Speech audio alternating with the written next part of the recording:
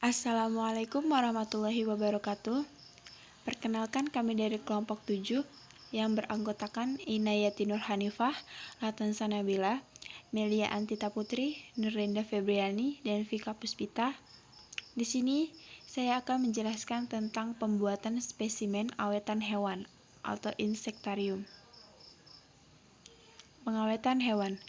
Pengawetan makhluk hidup baik tumbuhan maupun hewan bertujuan untuk menghilangkan atau menghambat proses penghancuran dekomposisi oleh mikroorganisme. Pengawetan hewan untuk sarana pembelajaran mungkin kebanyakan dari kita belum mengetahui taksidermi. Taksidermi adalah seni pemasangan atau kegiatan memproduksi hewan yang sudah mati untuk dijadikan trofi berburu dan sumber belajar. Teknik pengawetan hewan avertebrata. Pengawetan hewan avertebrata bertujuan untuk mempermudah pemahaman morfologi, anatomi dan sistematika hewan avertebrata dengan membuat media pendidikan sendiri. Tahap-tahap pengawetan hewan avertebrata.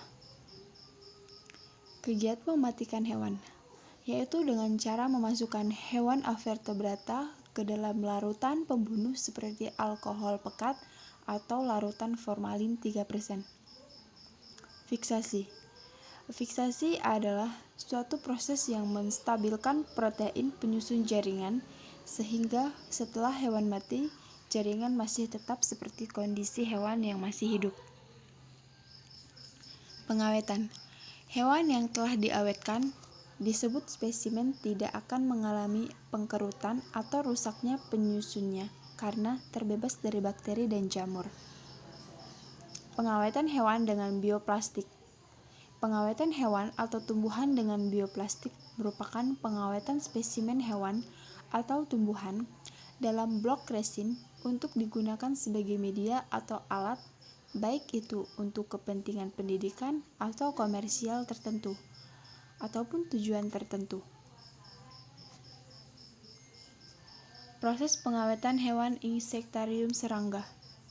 Pengawetan tumbuhan dan hewan sangat diperlukan terutama untuk memenuhi kebutuhan pada masa yang akan datang dalam membantu perkembangan ilmu.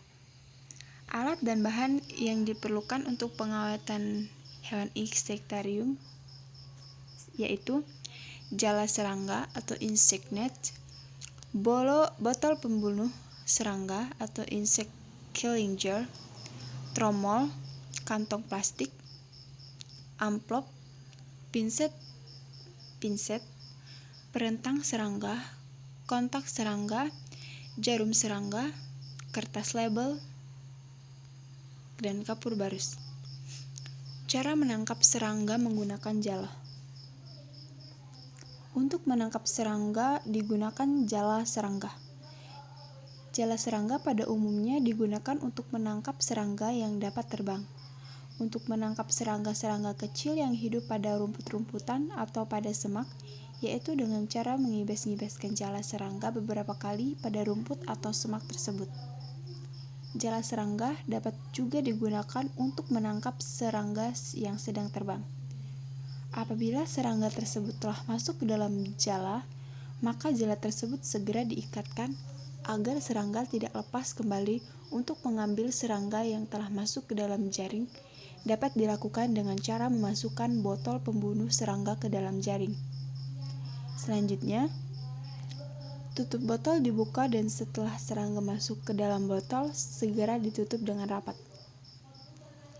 Mengambil serangga di dalam jala serangga dengan menggunakan botol pembunuh serangga dapat menghindari kerusakan pada serangga. Karena apabila dengan tangan atau pinset serangga tersebut akan menggelepar. Kemudian bagian tubuh serangga, misalnya sayap, akan robek. Juga pengambilan serangga dengan cara tersebut dapat menghindari sengatan apabila serangga tersebut mempunyai sengat. Setelah serangga dalam botol tersebut mati, maka untuk serangga kecil atau serangga yang bersayap dimasukkan ke dalam kantong plastik.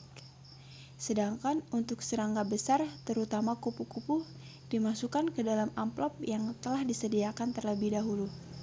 kantong plastik dan amplop yang berisi serangga selanjutnya dimasukkan ke dalam tromol. Cara merentang serangga.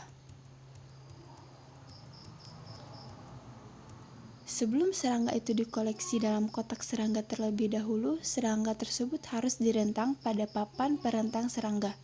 Pada waktu merentang harus diusahakan semua bagian serangga harus mudah dilihat dan mudah untuk dipelajari.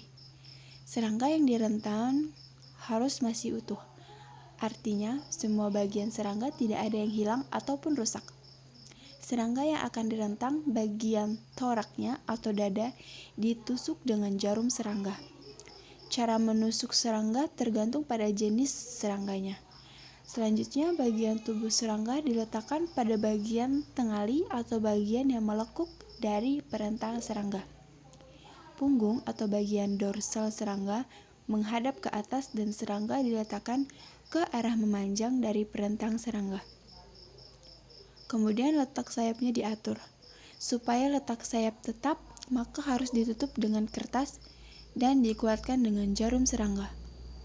Setelah direntang, serangga tersebut dibiarkan untuk beberapa hari sampai serangga tersebut kering. Selama pengeringan, dalam perentang serangga tidak perlu diberi bahan pengawet, karena tubuh serangga mempunyai rangka luar yang terbuat dari bahan keratin. Selama pengeringan, harus diusahakan disimpan di tempat yang bebas semut. Lamanya pengeringan dalam perentang tergantung dari besar kecilnya serangga, dan juga tergantung dari kelembaban dan temperatur udara. Untuk mengetahui apakah serangga tersebut sudah kering, dapat dilakukan dengan cara menyentuh abdomen serangga tersebut dengan menggunakan jarum-jarum secara berhati-hati. Apabila abdomen tersebut dapat bergerak terhadap sayap, maka serangga tersebut belum kering betul. Cara penusukan serangga. Serangga yang telah dikeringkan diletakkan dalam kotak serangga dengan bantuan jarum serangga, yaitu dengan cara menusuk serangga tersebut dengan jarum serangga. Serangga ditusuk pada bagian tubuhnya secara vertikal. Bagian tubuh serangga yang ditusuk tergantung dari jenis serangganya. Penusukan pada kepik kayu yaitu pada bagian kanan scutellum. Pada belalang, penusukan di bagian belalang pronotum arah sebelah kanan. Pada serangga yang bersayap perisai, penusukan dilakukan pada elytron sebelah kanan. Cara membeli label. Nilai ilmiah dari spesimen serangga tergantung dari data lokasi, tanggal, dan kolektor yang tertulis pada label. Label ditusukkan dengan jarum serangga dan diletakkan paralel dengan serangga. Tinggi label pada jarum harus sama, yaitu sekitar 1,5 cm. Tulisan pada label harus dapat dibaca dari sebelah kanan serangga. Cara menyusun. Koleksi serangga spesimen yang telah ditusuk dengan jarum serangga dan diberi label disusun dalam kotak serangga. Serangga dapat disusun menurut ordo dan familinya. Label ordo berisi nama ordo dan daerahnya. Demikian juga label family berisi nama family dan nama daerahnya. Label ordo diletakkan pada jarum terpisah, demikian juga label family. Untuk koleksi yang disusun dalam museum, selain diberi label ordo dan family, juga diberi label genus, spesies, author, dan tanggal. Pengawetan serangga dalam cairan penganiet. Pengawetan serangga selain cara kering dapat juga dengan cara menggunakan cairan pengawet. Pengawetan dengan cara ini dapat dilakukan secara sementara sebelum serangga tersebut ditusuk atau juga dilakukan secara permanen. Para kolektor banyak yang mengawetkan serangga dalam cairan pengawet karena hal ini mempunyai kemudahan dalam determinasi dibandingkan dengan serangga yang ditusuk. Serangga yang bisa diawetkan dalam larutan pengawet terutama serangga dalam stadium larva atau nimfa. Serangga yang mempunyai tubuh lunak dan serangga kecil yang apabila ditusuk akan rusak. Teknik pengawetan basah dan kering. Untuk awetan kering, tanaman diawetkan dalam bentuk herbarium, sedangkan untuk mengawetkan hewan dengan sebelumnya mengeluarkan organ-organ dalamnya. Awetan basah baik untuk hewan maupun tumbuhan umumnya dibuat dengan merendam seluruh spesimen dalam larutan formalin 4%. Sekian, terima kasih presentasi dari kami. Apabila ada kesalahan dan kekurangan, kami mohon maaf. Terima kasih. Wassalamualaikum warahmatullahi wabarakatuh.